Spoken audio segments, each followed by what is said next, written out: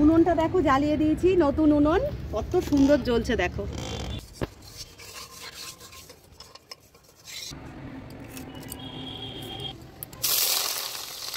পাতা কুচি, এখানে টমেটো কুচি, এখানে যে বসে পড়েছে বেগুন পোড়াটা মাখবো।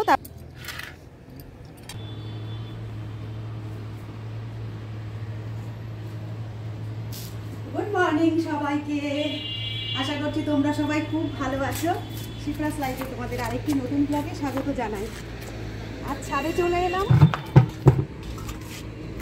আজ আমাদের ছাদে রান্না বান্না হবে, ছাদে খাওয়া দাওয়া হবে, আর উনুনে রান্না হবে। ছাদে রান্না করব বলে সমস্তটাই ছাদে টেনে আনতে হয়েছে।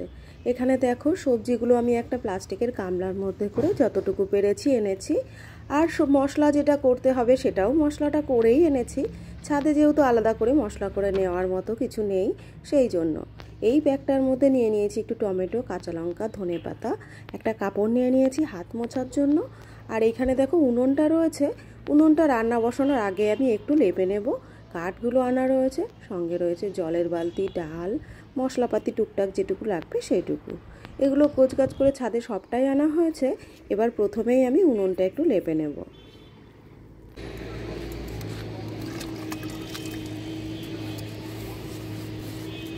উনুনটা একটু লেপে নিচ্ছি, রান্না তো বসাবো। আজকে প্রথমবার এই উনুনে রান্না হবে, তো সেই কারণে একটু লেপে নিচ্ছি। আর উনুনটা দেখো একদমই ছোট। এর আগে উনুনটা তোমাদের অনেকবার দেখিয়েছি, কিন্তু রান্না করিনি একদিনও। তো আজ প্রথমবার উনুনটায় রান্না হবে, তো সেই কারণে উনুনটা একটু লেপে নিলাম। উনুনটা আমার লেপা পোচা রেডি, এবার রান্নাটা বসাবো।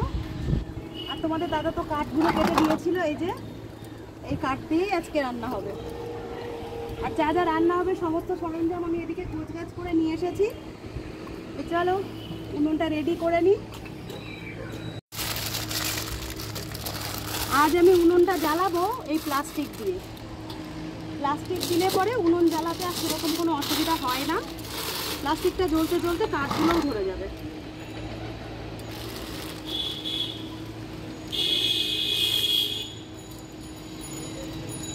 অনেক বছর পরে আজকে কাঠ জ্বালাচ্ছি, জানি না কতটুকু পারবো জ্বালাতে, দেখা যাক, চেষ্টা তো করছি।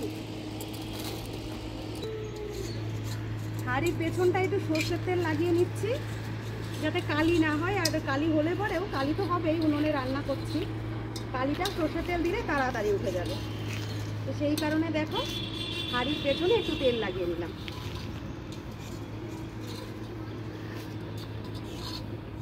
এ দেখো তেল তো লাগানো হয়ে গেছে, এবার রান্না বসাবো। তেল না লাগিয়ে মাটি লাগালেই মনে হয় ভালো হতো, কিন্তু তেলটা আমি আগেই হাতে নিয়ে নিয়েছিলাম।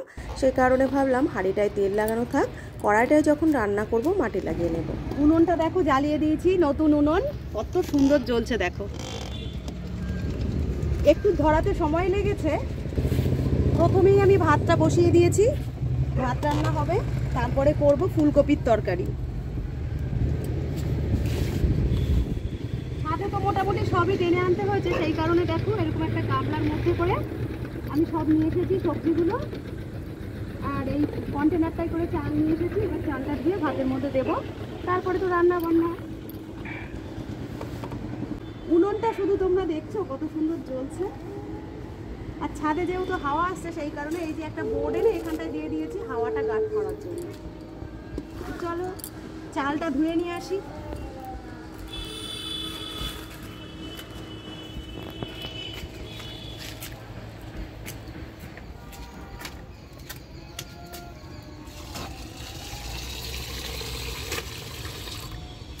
আজকে কেমন যেন বনভোজন বনভোজন ফিল হচ্ছে। সচরাচর আমাদের তো এরকম দিন আসে না, ঘরেই রান্না খাওয়া হয়।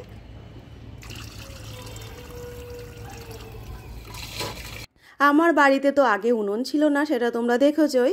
বেশ অনেকগুলো দিন হলো উনুনটা আমি নিয়ে এসেছি বাপের বাড়ি থেকে। আজ উনুনটায় রান্না করব, কাল উনুনটায় রান্না করব, রোজই ভাবি, আর হয়েই ওঠে না। গতকাল জানো তো একবার ছাদে এসেছিলাম, রান্না বান্না করবো সেরকম সবটাই ঠিক হয়ে গেছিলো, কিন্তু সকালবেলায় ঘুম থেকে ওঠার পরে টিফিন করার কিছুক্ষণ পরেই একটা ফোন এসে গেছিলো, একটা অসুবিধা হয়েও গেছিলো। সেই ব্লগটাই কিন্তু এর আগের ব্লগে আমি তোমাদের দিয়েছিলাম। তো সামান্য একটু অসুবিধার কারণেই ব্লগটা পরবর্তীতে আমাকে ডিলিট করে দিতে হয়েছে, সেই কারণে হয়তো তোমরা অনেকেই জানো না। তো আমাদের হঠাৎ করেই আর একটা বিপদ ঘটে গেছে, জানি না কি হচ্ছে। আমাদের তো সমস্তটাই পরপর কাকা শ্বশুরেরা গত হচ্ছেন, তো সেটাই হয়েছিল, সেই কারণে ছুটে গেছিলাম, উনুনে আর রান্না করা হয়েছিল না। তো আজ চলে এসেছি, দেখো প্রথমে তো তেল দিয়ে আমি ভাতটা বসিয়েছিলাম হাঁড়িতে, এবারে কড়াইটা নিয়ে নিয়েছি, রান্না তো করতেই হবে। কড়াইটার পেছনে আমি খুব ভালো করে মাটি লাগিয়ে নিলাম। ভাতটা হয়ে গেছে, ভাতটা আমি আগেই নামিয়ে নিয়েছি, কড়াইটা এবার বসিয়ে দিলাম। আজ রান্না হবে নিরামিষ, আজকের দিনটা শনিবার, সেই কারণে হবে ফুলকপি আলু দিয়ে মটরশুঁটি দিয়ে একটা ডালনা মতো, একটা ভাজা করব, আর সেই সঙ্গে করে নেব উনুনে সেহেতু বেগুন পোড়া। আর উনুনের বেগুন পোড়া কিন্তু একটা অন্য রকমেরই টেস্ট হয়, আর সুন্দর একটা স্মোকি ফ্লেভারও হয়, আর খেতে সেই কারণে আরও বেশি ভালো লাগে। তো ভাবলাম আজ উনুনে রান্না হচ্ছে, বেগুন পোড়াটা করেই নেওয়া যাক। ভাজাটা আমি বসিয়ে দিলাম, ভাজাটা দিয়েছি এখানে আমি আলু, একটু ওলকপি, কচি কচি যে ওলকপিগুলো হয় সেইগুলো, আর সামান্য একটু গাজর কাটা ছিল সেটুকু। ভাজাটা হয়েও গেল, ভাজাটা নামিয়ে নিলাম। এরপরে আমি ফুলকপি আলু রান্না করব, আর ফুলকপি রান্না করলে প্রথমের দিকে একটু ভালো করে ভেজে নিলেই কিন্তু বেশি ভালো হয়।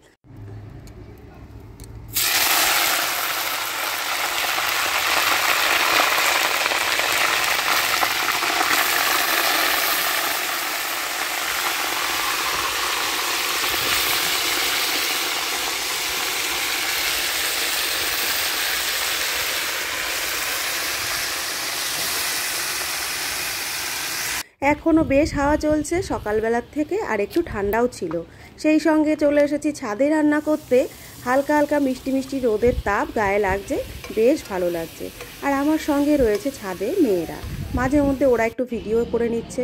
আমি তো রান্না করছি এক মনে, কারণ উনুনে রান্না করছি আমি অনেক বছর পর। আমার একটা শখ বলতে পারো মাঝে মধ্যেই উনুনে রান্না করার। তো উনুনটা এতকাল পরে পাওয়ার পরে আমি যেন রান্নাই মত্ত হয়ে গেছিলাম। তো এইদিকে দেখো ফুলকপিটা খুব ভালো করে ভেজে নিয়েছিলাম, এবারে এর মধ্যে মশলা দিয়ে দিয়েছি, মটরশুঁটি টমেটো সবটা দিয়েই কষিয়ে নিচ্ছি। আর এই নিরামিষ ফুলকপি আলুর ডালনাটা কিন্তু অসাধারণ টেস্ট লাগে, যদি একটু চাল মগজ পোস্ত এইসব দিয়ে করা যায়, তার তো স্বাদের কোনো তুলনাই হয় না। রান্নাটা এদিকে দেখো আমার পুরোটাই হয়ে গেছে, এখন শুধু দেবো একটু গরম মশলা আর একটু ঘি। নিরামিষ ফুলকপি আলুর তরকারি একটু ঘি গরম মশলা হলে বেশ ভালো লাগবে, সেই কারণে দিয়ে দিলাম।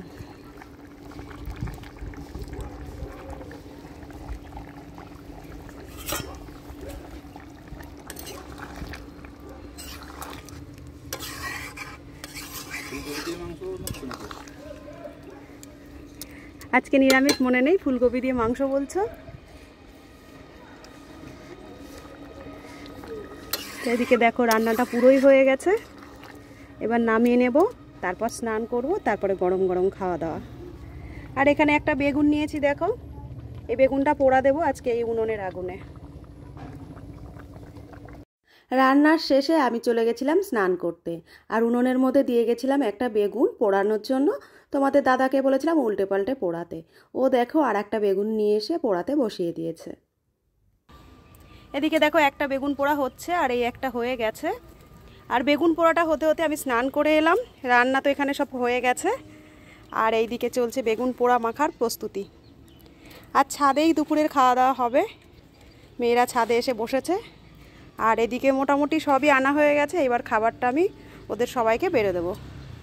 চলো দুপুরের খাবার দাবারটা বেড়ে নিই। এখানে ধনেপাতা কুচি, এখানে টমেটো কুচি, এখানে লঙ্কা কুচিয়ে দিয়েছে মেয়ে, তো লঙ্কাটা একটু কম হয়ে গেছে বলে আমি আরেকটু নিয়ে নিয়েছি। এই যে, আর এই যে সর্ষের তেল। আর আজ যেহেতু নিরামিষ সেহেতু পেঁয়াজ যাচ্ছে না, তাই একটু টমেটো নিয়ে নিলাম।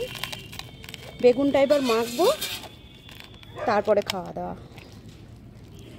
তো এখানে আছে দুটো বেগুন, বেগুনটা ভালো করে মাখিয়ে নিই।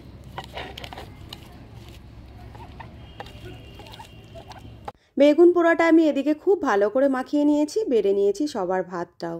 চলো সবাইকে এবার খাবারগুলো দিয়ে দিই। অল্প একটু দিই, একটুখানি নাও। এইটুকু। আমার ছোট মেয়ের সবজি খাওয়াতে কিন্তু খুব সমস্যা, তবুও আমি চেষ্টা করি যেটুকু পারি দিতে। আমরা সবাই তো বসে গেছি রোদের মধ্যে খেতে, আর সবার খাবারটাও বেড়ে নিয়েছি এখানে। এই যে আমাদের আজকে নিরামিষ পিকনিক। এটা সব রকম সবজি দিয়ে একটা ভাজা, এই ফুলকপি আলু দিয়ে মটরশুঁটি দিয়ে একটা তরকারি, আর এখানে রয়েছে বেগুন পোড়া। তো চলো, খাবারটা বেড়ে নিয়েছি, তোমাদের দাদা আর মেয়ে তো খেতে বসে গেছে, আমরাও শুরু করি। দুপুরের খাবারটা বেড়ে নিয়ে ছাদে তো আমরা সবাই বসে গেছি, রোদে পিঠ লাগিয়ে দুপুরের লাঞ্চটা হচ্ছে। আর আজকে যেন মনে হচ্ছে আমরা যেন বনভোজন করছি। তো আজকের ব্লগটা তোমাদের সঙ্গে শেয়ার করলাম, ছাদেই রান্নাবান্না, ছাদেই খাওয়া দাওয়া। কেমন লাগলো এই ধরনের ব্লগগুলো অবশ্যই জানিও। ভালো লাগলে একটা লাইক কমেন্ট করে পাশে থেকো। আবার দেখা হবে নতুন আরেকটি ব্লগের সঙ্গে।